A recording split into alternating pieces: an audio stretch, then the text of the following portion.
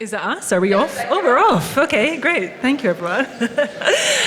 Okay, super exciting to discuss. Very connected to the panel before, where Pierre kind of set out a whole process for established businesses being able to take on new B2B solutions and work with startups. So that's super interesting to end with that part of the discussion there and to kick it off here, because I think we've got a really great lens to continue on that discussion with established retailers, new brands, different companies with different geography perspectives as well, and of course the innovator as well, Anabel at PSYKHE. So super exciting. We've got some fresh air and we're going to have a new wave of discussion. So very first, we've got a really intriguing title for the panel, which is Reinventing Retail. So what I would love to do is go down the panel. I'd love for you to introduce yourselves a little bit more to the audience, and also just kick off with, what does that term mean for you? What does reinventing retail mean for you? Do I kick off?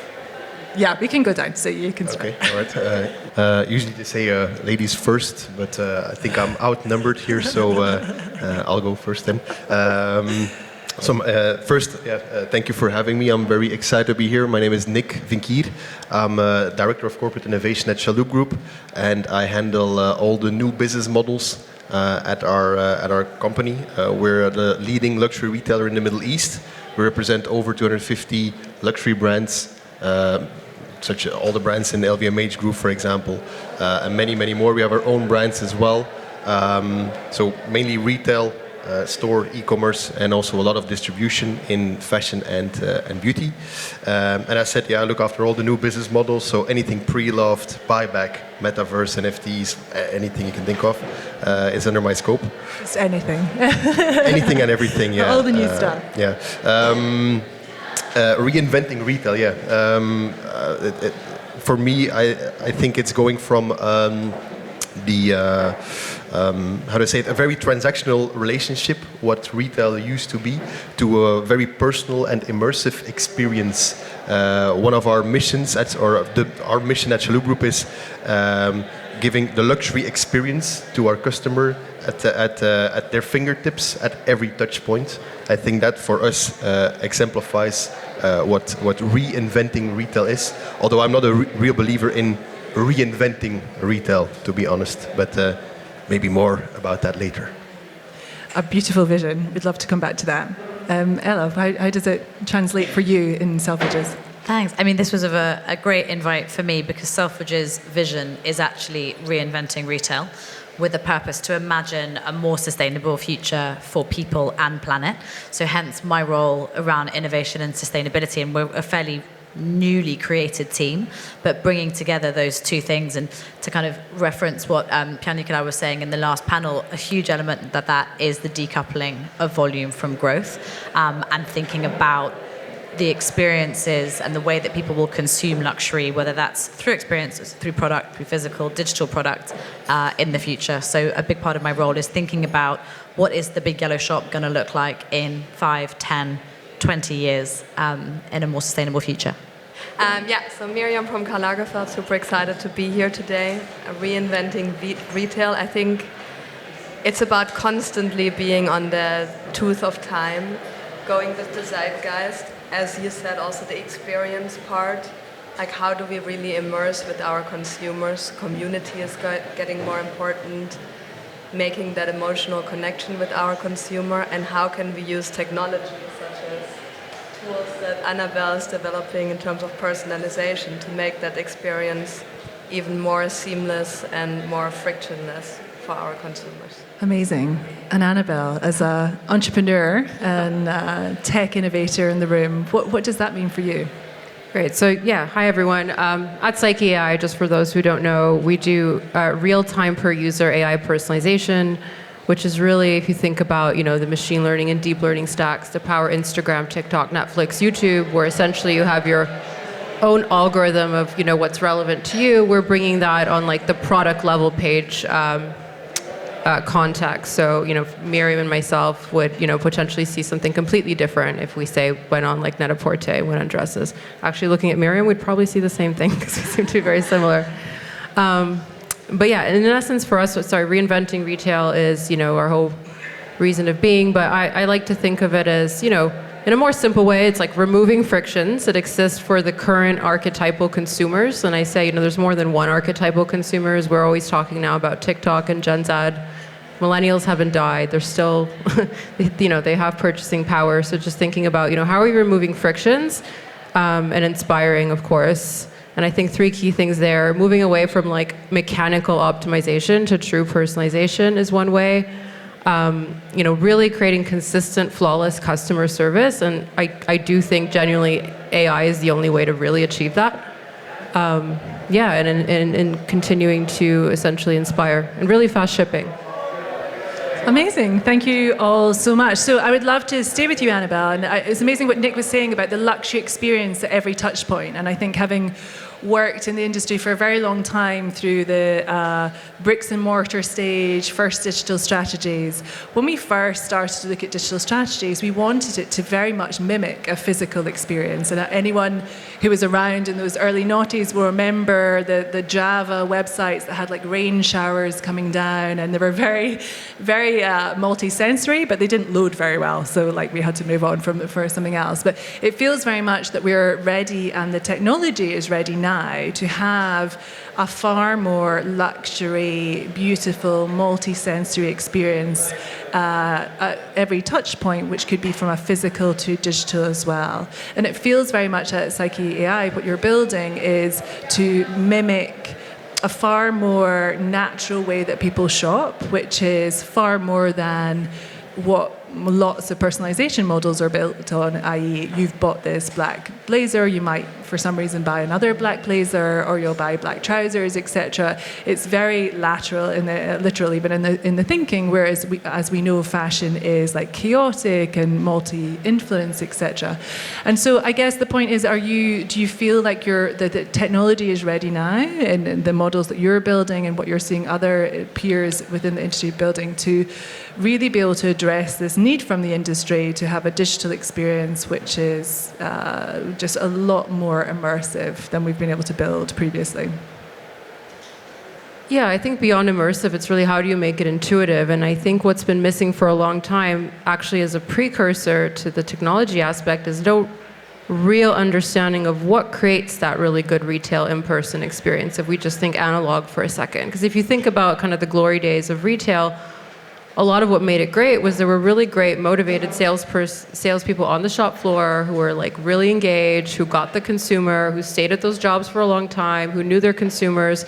And so you wouldn't have, in an analog sense, an experience where someone was looking at a black blazer or bought a black blazer, and you'd bring them 10 and you're like, hey, look, there's 10 more black blazers. It would be really jarring and overwhelming, right? But if you had the, really good salespeople or personal shoppers have that intuition and that intelligence to say, oh, I get that consumer. I know what else to show them.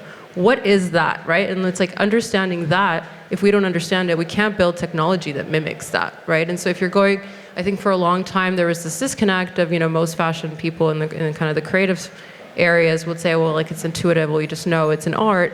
And then you have data scientists and engineers who are not from the industry trying to build machines to mimic that.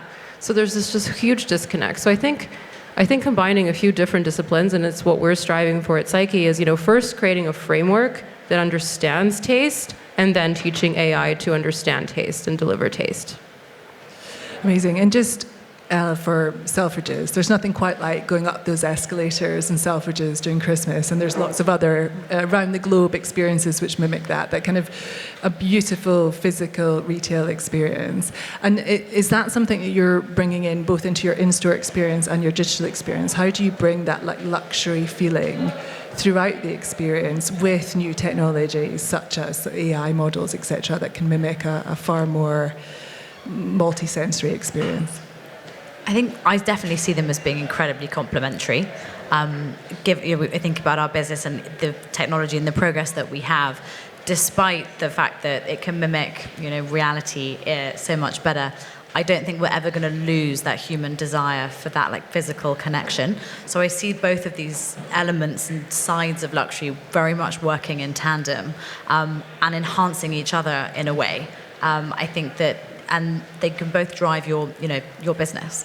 So you can bring in digital elements to your physical experience, like your treasure hunts. You can use it to gamify. You can heighten and create that, just as you can bring over the real life side into your digital space as well. And I think that is a really, I guess, secret sauce, and is going to create just such incredible things as these two things collide and just make even better heightened experiences for consumers. Amazing. And Mirjam, I remember at Net-a-Porter us launching Karl Lagerfeld and it being such an amazing breath of fresh air as a brand, because we were very used to very, very strict rules. We weren't allowed to do lots of things. Lots of our very exciting, that we thought, ideas just wouldn't translate to some of our brand partners. I remember when Karl launched, we were really kind of pushing the boat of what we could do. It was a very, very exciting time, and I think the brand's carried on that bravery and that agility and leading and all of the different things around digital fashion, around collectible drops, even creating the avatar before we were really talking about avatars, and making that a real kind of IP of the brand as well. I'd just love to know, where does that come from, that kind of continuous bravery and agility, and how do you keep that going? Because I'm sure there's lots of brands and then lots of startups that would love to work with brands, that would love to have the kind of conversations that you can have with a brand like Karl. Yeah. Well, yeah, I also really remember this launch with Net-a-Porter. It was incredible. It was so cool. So much new technology also in there. I think the Karl Lagerfeld brand is rooted in the man, Karl Lagerfeld himself. He was this endlessly curious person. He was courageous. He was doing things that everybody else thought was crazy at times. And as a brand, we very much embrace that in how we operate, and we feel it's, as the custodians of his legacy, it's important to carry that sentiment to the future.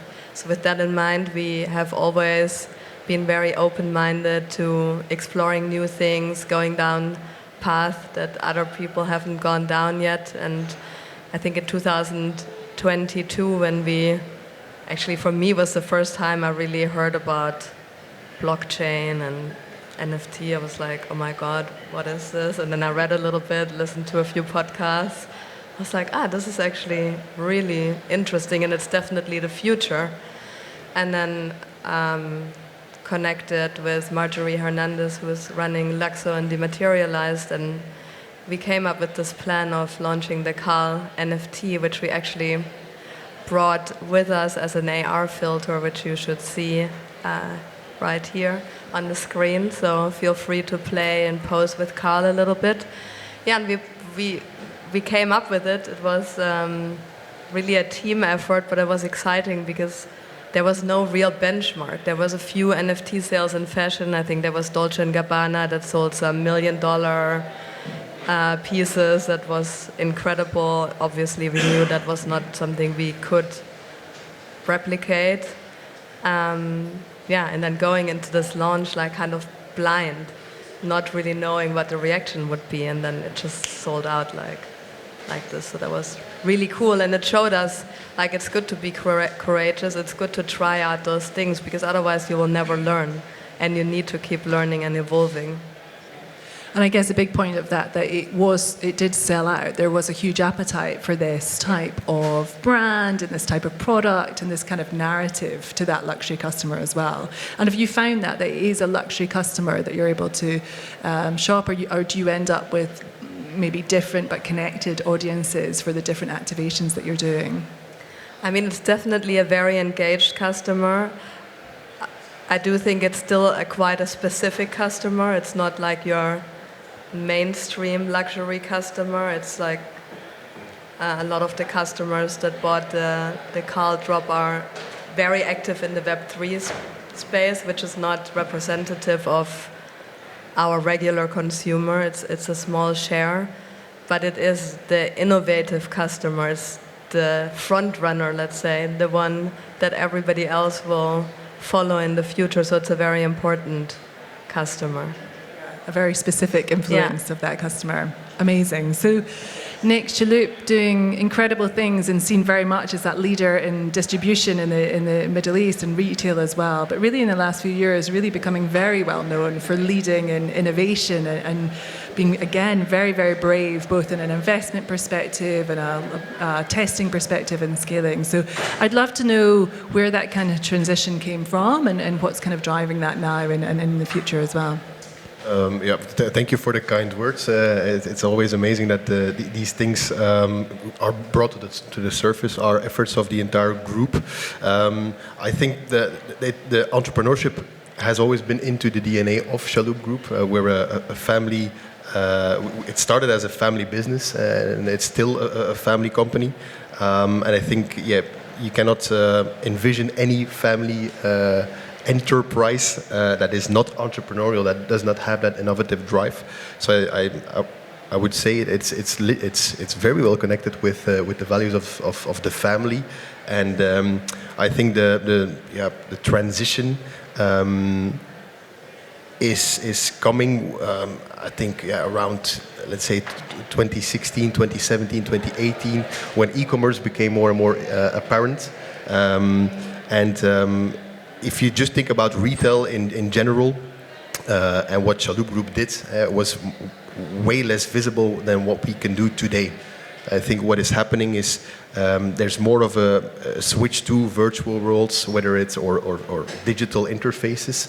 I think as a local partner to the luxury brands globally, we can show our added value way more right now, and also to the customer. It's easier to show our value, our own values, if you will, to that customer as well. So both in a B2B and a B2C angle, we've been given the tools to grow this type of presence, if that makes sense. And a really interesting point that I see emerging. So in retail and in fashion, we used to talk very globally about things like distribution and retail, etc. But really starting to see the emergence of talking about sort of local trends and innovation as well. And I wonder whether you're finding, being very focused on that Middle East customer, that you have maybe a different level of adoption or different demand that people sometimes see in different markets, for example. Yeah, absolutely. We're not a Middle Eastern company. We're a global company with a very big focus, and the majority of our business is in the Middle East. But we are a global company. We're in Latin America. We own Christoffel, for example, as well. I can't keep up with the no worries. scaling of the business. But it is a very interesting model because it's nice to compare different regions with each other and to see different customers. And it's almost, I think my colleagues here will also say this. It feels like time traveling almost. Where you see certain regions and continents are way ahead in certain things versus others. And the funny thing is this doesn't translate. So for example, on an overall basis, the penetration digitally is lower in the Middle East still than, for example, in the US or China, for example. But the adoption rate of app commerce is way higher than almost everywhere else in the Middle East, because the behavior in the Middle East is very, very app focused. So it's very it's extremely interesting to see this. It's also very challenging to accommodate for all the different needs and wants of each local customer. I think that again shows the value of a local expert in those key regions for luxury brands, and I think that is also why we are, if I can say that myself, a fantastic partner to luxury brands across the world, because we are very able to translate the values of luxury for the Middle East customer. Super interesting to think of like local experts for innovation is it's an exciting step forward as well, and definitely not the way that people were thinking about innovation even in recent times. So I'd love to, Anabel, I think you're probably to have a slight change of tone and have some level of like self-awareness, I guess, for the industry, because the reality is we've talked about reinventing retail for many, many years, and retail has been reinventing itself for many, many years. But I think the industry is quite clearly known for not actually innovating very quickly and taking some time to do that. So I'd love to touch on where we see those barriers. Pierre talked a little bit about the reality of experience, where you're selling into someone who's really excited, and then you meet the CTO and you have a 3-year roadmap suddenly. But I'm sure there's other nuances to that discussion. So I'd love, Anabel, from your perspective, from essentially pitching innovation for the industry. What do you think are the barriers? Why do you think it is an industry, or maybe you don't think it is an industry as well, that is effectively quite slow in its adoption for newness? Yeah, great question that gets thrown around a lot. I think too, I mean, on the retailer side, obviously there's, a lot of competing priorities, right? There's all kinds of things with, trying to perfect, with big enterprise retailers, they have really like foundational issues, like something's wrong with, the payment system and marketplace items. It's just, they're always so kind of often bogged down in foundational issues. It's hard to often prioritize innovation. I think one retailer that was in a little bit more of a dire straits than others perhaps kind of said a good analogy, like if your house is on fire, you're not thinking about how pretty, the windowsills look. And I think, unfortunately, innovation is sometimes seen of as that. And I think it's also, on the side of the startup, like, startups inherently don't necessarily have as much business experience. So I think on the startups, it's often on them to really make the business case really clear, how it's proven, what the value is, how it's conclusive, to make sure that they're getting prioritized to perhaps say like, okay, we can we can help put out the fire, right? So I think that's often a huge part of it. Other issues are, for a long time, larger multi-brand retailers, department stores have sort of been the trendsetter, and then brands will look to them to see what they're doing. And it's because, they're huge enterprises, it's harder to get innovation sort of signed off and implemented. It's been slow because the people who are meant to sort of champion it have been slow to do it. I think that's sort of shifting now, and that a lot of solution providers have started to integrate with brands, kind of putting the power a little bit more on the D2C side, right? Because I think D2C caught up with multi-brand retailers for payments and shipping and sort of like all around ease of e-commerce, and have started to integrate a lot of things that are kind of unexpected in the sense of, better personalization, try-on solutions, and so forth. Great. So, I guess the point would be that there's a huge amount of demand for it, but it's really about, there's still some challenges. But Nick? Can I chime? Am I allowed to chime in? I had the privilege to start my retail career in a very commercial role. I think it's a fantastic question, because I agree, but I also don't agree with the statement that retail is not innovative or fast or whatever. I think it is. I agree on the one hand, and I believe that it's true, because at the end of the day you have the business and the model how retail is going is very much structured around daily targets, weekly targets, monthly targets, shop floor. People need to hit that sales target, commercial, and if that number is not green, you can talk about anything else in the room, but we'll talk that number is the only thing that matters. I think that the metaphor of the house burning hit home, and that's why it sparked my thing that I wanted to, because it is in fact pretty short-term focused. So I think the need of having people that are more, let's say, on a central level, concerned about innovation, looking at it a bit further away, but not completely disconnected from the commercial targets on a day-to-day, is absolutely needed to make sure that you have a longer-term vision than only looking at, okay, is that number 100% or less or more than the versus target. But I do not really agree that retail is not an innovative sector or industry. I think that in terms of technology, in terms of willingness, appetite, trust, I think I can speak for, I hope I can speak for all of us, we can go way faster if all of you would agree with us. We have the craziest virtual showrooms ready for all of you, if you would accept that. The thing is, if we launch that tomorrow, all of the customers would say, we don't like this this user experience, we don't like it. I like how it used to be.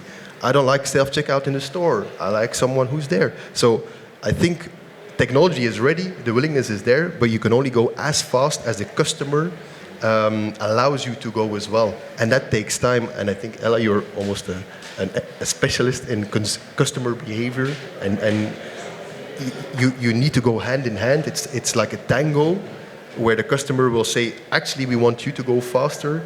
And then sometimes it's the retailer or the innovator that goes faster, and the customer adapts to that.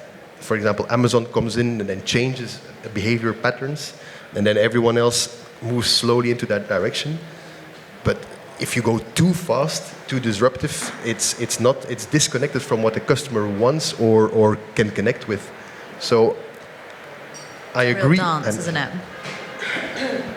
Yeah, I think it's a real dance, and I think going back to what Anabel was saying, it's a very different skill set to move, like you say, from being very season on season and thinking about you think about the energy and the speed at which brands and retailers develop huge, incredible global campaigns, for example, moving from this like campaign mindset where you're making something really perfect and you're delivering it and you're moving on to coming up with an idea, proving a concept, commercializing it, iterating on it, etc. Is I think a gap that a lot of these brands and retailers have recognized. And I think it's why there are teams like ours springing up, and you look at the different backgrounds that we have, whether it's consulting backgrounds, startup backgrounds, coming from big tech, etc. It's a skill set very much that Selfridges didn't have, and it's a completely new way of thinking, and you have to bring a lot of different people on that journey. I think one of the things we were thinking about as we were preparing this panel was around moving from that pilot stage and into full adoption. And the previous panel's point of you have these champions in the business, very often the innovation teams, who are banging down the doors going, look at these amazing opportunities, look at the ROI, this is going to be incredible. And the secret to getting these proofs of concept and the reason that we can do them is because we're able to build them in isolation.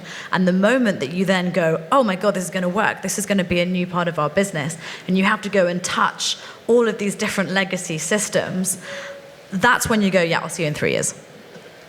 And that's if you can get on the roadmap. Yeah, and to share personal, so my background is running corporate venture at Farfetch, and we did a huge amount of acceleration and investment, but also scaling as well. We scaled a huge amount of POCs and actually led to some acquisitions and integration with the business as well. And I think one of the biggest learnings for us when we first started, many, many years ago, was we thought we would just pitch up with a really great POC and maybe even some great results and some really excitement and things that really aligned strategically as well, like tick, tick, tick. But there was still that problem, right? So we actually had to go a lot further in the incubation, a lot further into supporting all of the POCs commercially, technically, from a product development perspective, almost to take like a full pathway into getting them very close to kind of scale. So it was as easy as it possibly could do. So one thing I wanted to think about is something that I haven't heard so much talked about, but I feel like it could be very influential, is the whole concept of retail potentially could be changing. So at the moment, we think very much of retail as being in store and digital, and there's different versions of that. And there's lots of different omnichannel. But actually what we're seeing emerging is things like TikTok Shop. It's become a huge retailer, or it's counted as a retailer, and it's seen as the fourth biggest retailer, for example, in the US for some quarters last year. Do we feel that perhaps the whole concept of who's actually selling the clothes could be changing? Could it become the fact that retail isn't just now D2C or multi-brand stores, but actually the whole content creation aspect as well becomes a consideration in retail and retail strategies? Yeah, I can speak to that. There's definitely a huge shift. I mean, that shift already started years ago. It's accelerating now with TikTok, shopping. I think in territories like China, we already see that there's a lot more online transactions. I do believe that there will always be a room for a real retail, and the physical retail, it will become more experiential. It will need to make more of an impact towards the consumer, but it will, especially in the large cities, I strongly believe that it will always be there. in the B and C cities, we already see now that the retailers are dying because you're just not able to deliver the level of excellence that the consumer is expecting. But in the tier A cities, yeah, there will be a place for retail and it will need to evolve and become a lot better.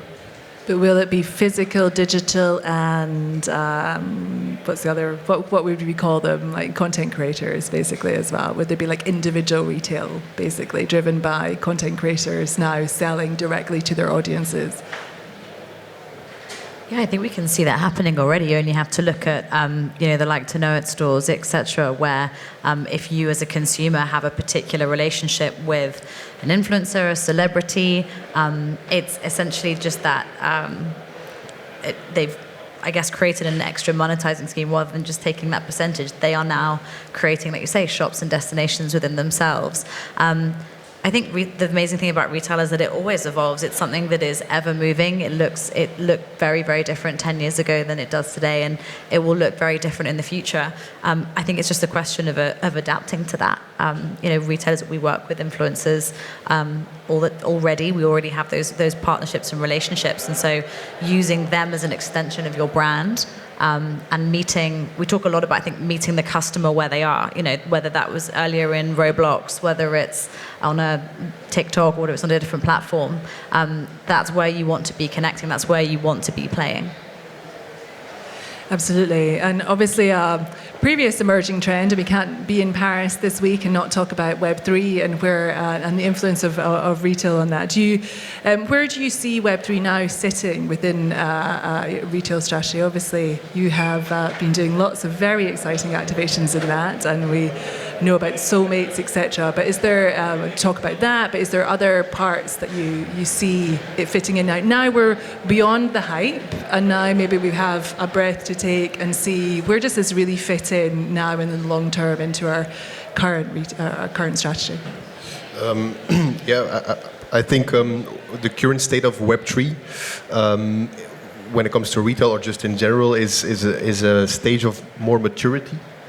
If you look back at a couple of years ago, the buzzwords that were used were completely different than what we're hearing today, or this year in events like this, or tomorrow and the day after at NFT Paris, for example. I think that it's last year has been a brutal year and has shaken off. For sure, all the phonies. Those are 100% all squashed out. Unfortunately, we lost a lot of good companies as well in Web3, but I'm very hopeful that these great companies will rise from their ashes like a beautiful phoenix. But that is, in my opinion, where we are in terms of Web3 today, a stage of more maturity, very early. So a very early maturity, but we're having, let's say, grown-up conversations right now about what it can do and cannot do for industries. I think for retail specifically, I see one of the biggest potentials on the one hand in terms of product authentication, very much in line with the whole sustainability. I don't want to call it hype, but the elevation of sustainability, circular business models. If we look at pre-loved and buyback, this is a trend that is irreversible. It's only becoming more and more popular, and the issue with product authentication, especially if you open up for consumer buyback, where I can bring back an Hermes handbag and resell it via any reseller online or whatever.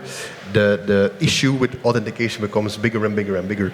So if you combine this potential, and there's very big money with that huge pain point, and you have an elegant solution for that, which is blockchain technology literally is. We have an amazing trifecta of something that will hit home runs for sure.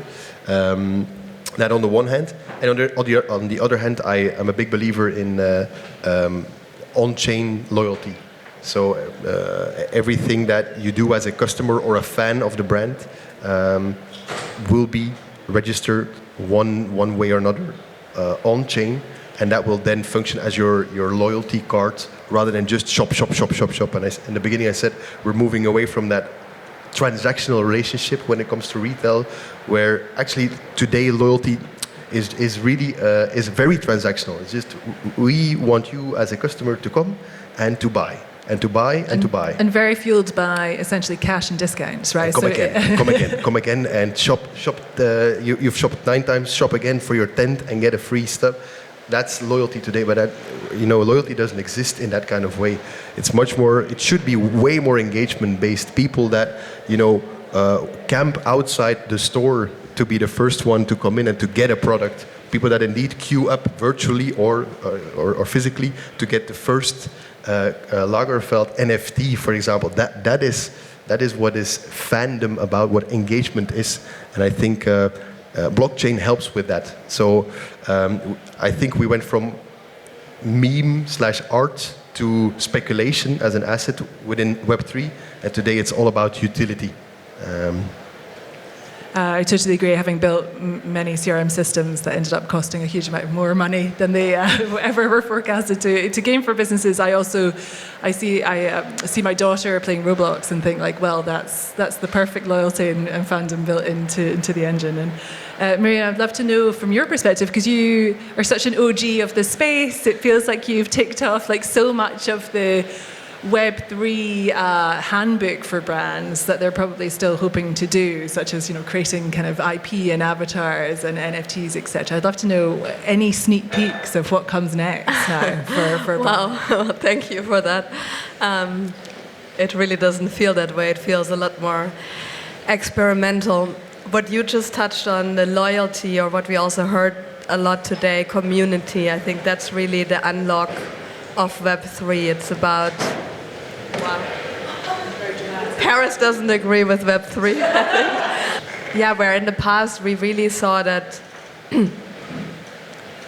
that people followed brands. Now people want to join brands. They want to become part of something meaningful. They want to become part of a community. That whole sense of loyalty that you have been speaking about, but then I think in the future it will become almost a different concept than what we are seeing today, where there's a lot more give and take, and not only the brand like pushing down the funnel, but how can we receive more feedback from our community? How can we then give back to the community something that is actually relevant for them? That's the most important thing for me. Absolutely. To watch out. And how does that translate into a very ambitious and focused, sustainability-minded strategy as well? Are these still all part of the playbook to be able to achieve that?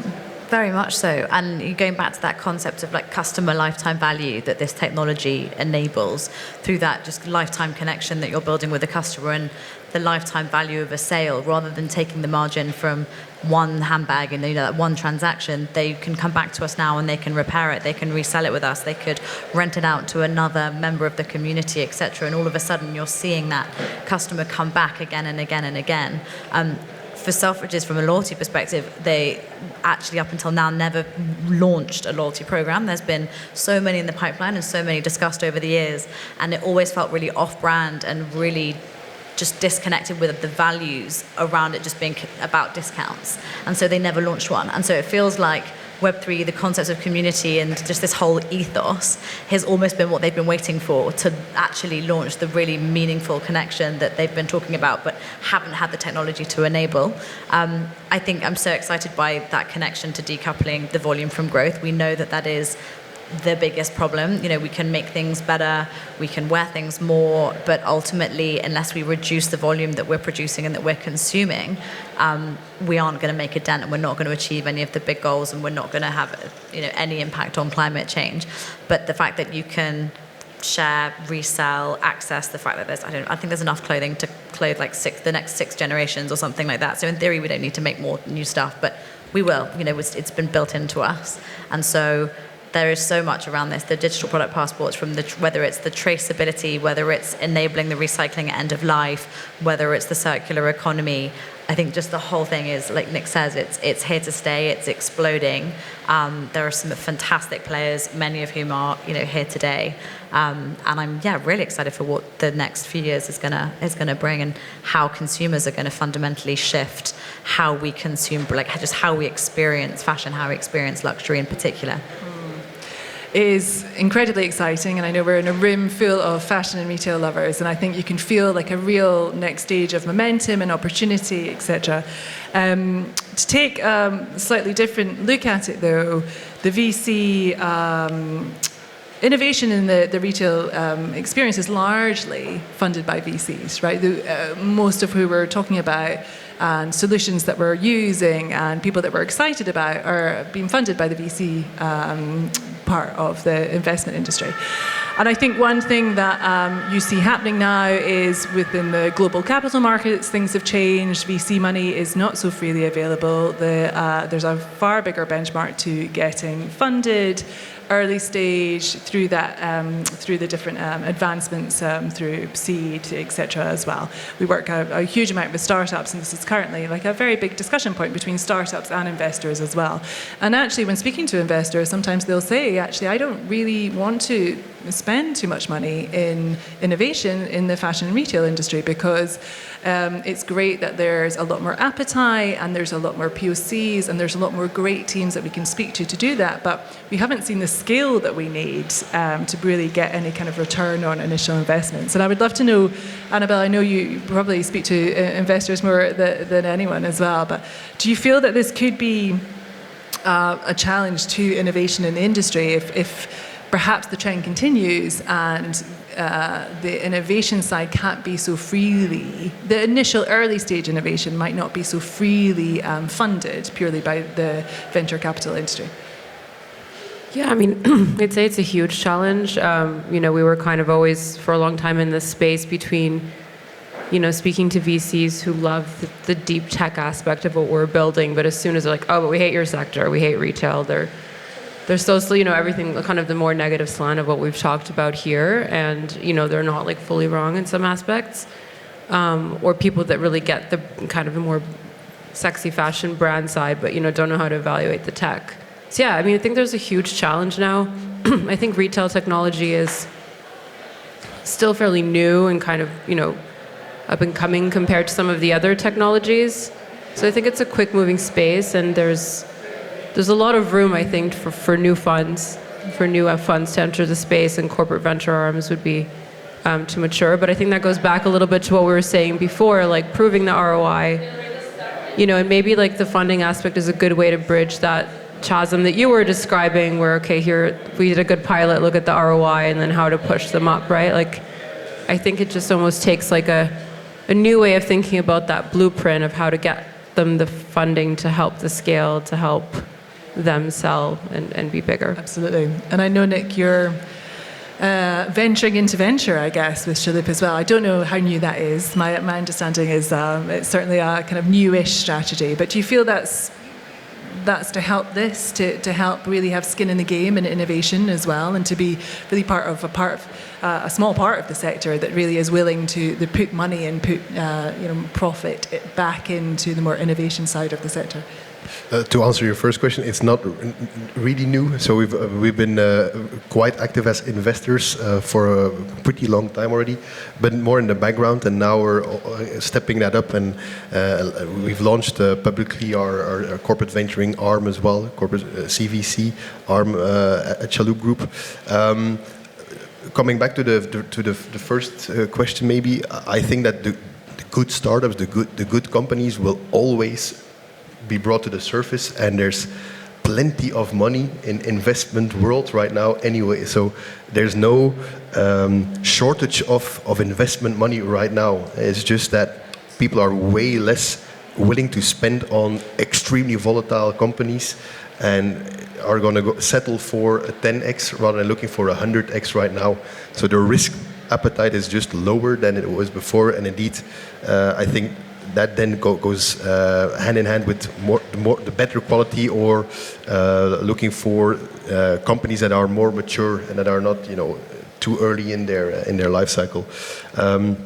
we invest in different stages of companies or different types of companies to bring the outside in, to either bring people in that we otherwise could not source because these brilliant people don't have an how do I say it, they cannot live their ambition within a traditional retail group, if I can call it like that. We bring them in because they bring a new technology that we cannot fit into our legacy systems right away. We invest also from a capital point of view to diversify risk. So we do it for plenty of reasons, but I think the most important thing is that cultural aspect, and on the one hand, and on the other hand, making sure that we can mix that very day-to-day driven business with a longer term horizon, and not always having to do that ourselves, because why would you try to reinvent the wheel if someone else has an amazing wheel themselves? So many people do. I don't. They do try and reinvent the wheel. Yeah. That's for sure. Fantastic. So we're coming to the end of our time. So I'd love to have can be quickish fire, doesn't need to be too quick. But what are your predictions? Because I know you'll be doing presentations probably to different people and sharing your views both internally and externally. And I would love to share them and see how they change throughout the panel. But your predictions for the future of retail, as we all have discussed, it's evolving, for 1 year time horizon and then a 5-year time horizon. Ella, do you want to go first? Nick's looking like he needs to think this through. For me, 1 year time horizon might be ambitious, but I do think that the last kind of 24 months has been a huge change. My big hope would be that the major maisons embrace the circular economy in a really big way. So if there's anyone in the room, that would be mine. From 5 years' time, I think fundamentally the concept of ownership will fundamentally change. We're already looking at things as assets, but essentially that our possessions it's like long-term rental. If you're only going to own a watch for 3 years, have you ever really owned it? And I think that will just blow up, be completely mainstream, and we will completely rethink possessions. And we will carry on, but just a quick question that I'd love to know. How much percentage of your time that's spent trying to convince the maisons to agree with circularity in second-hand? I spent all of Tuesday placating a very unhappy brand. We're going to conclude a lot. Fantastic, but carry on. But the 1 year and 5 year predictions. I think 1 year will be a lot about transparency, a lot more transparency in the fashion business, which is also driven by legislation, but also by what the consumer wants, having more information. In 5 years, I think Web3 will have really taken over Web2, and it's very hard to predict, but there will be a lot of change. I think also what we heard earlier, digital fashion, what you say, the ownership, there will be a big shift, and we have to make sure we kind of stay on it in order not to be left behind on that shift. Amazing. And Anabel? In 1 year, I'd say if I'm doing my job well, per user, real-time personalization will be a lot more widely available. So static merchandise pages will be becoming less and less common. And in 5 years, I'd like to think, that the product discovery problem won't really be a problem. We won't have to shift through, different sites and different pages and search and filter, but, what you want and what you don't even know you want in your size, in your budget, is going to delight and surprise you and just be there, right? There's no reason why the models can't achieve that. Amazing. Are you ready? It's just I started and I know. So 1 year from now, it's a very, very tough question because I hate these predictions. First and foremost, 1 year from now, I'm sure we will have beautiful Sirocco sneakers by Soulmates physical here and in collaboration with Future Plus. So next year when we're here, for sure there will be a beautiful Soulmates activation which we can work on together with the Future Plus, inshallah, as we would say in the Middle East. But more industry-wide, I believe that 1 year from now, we will all be extremely shocked by how important Roblox has become for all the major brands. I think we're still all underestimating what Roblox is doing currently. We've been talking about the metaverse for a very long time, while it was hidden in plain sight. 70 million users per day are playing Roblox, or are on Roblox, because it's wrong to say playing, are meeting up, are buying, are experiencing, connecting on Roblox. 70 million per day. It's more than 200 million unique users per month spend time on Roblox. And when they're on Roblox, they're spending 3 times more time than they are on TikTok and YouTube. And I'm sure everyone here in the room who's honest can say that they're already spending a lot of time on TikTok. So multiply that times 3, and that's the average time people spend on Roblox. So 1 year from now, I think it will only be a more dominant force and platform, because ad revenue will start to pump into that platform.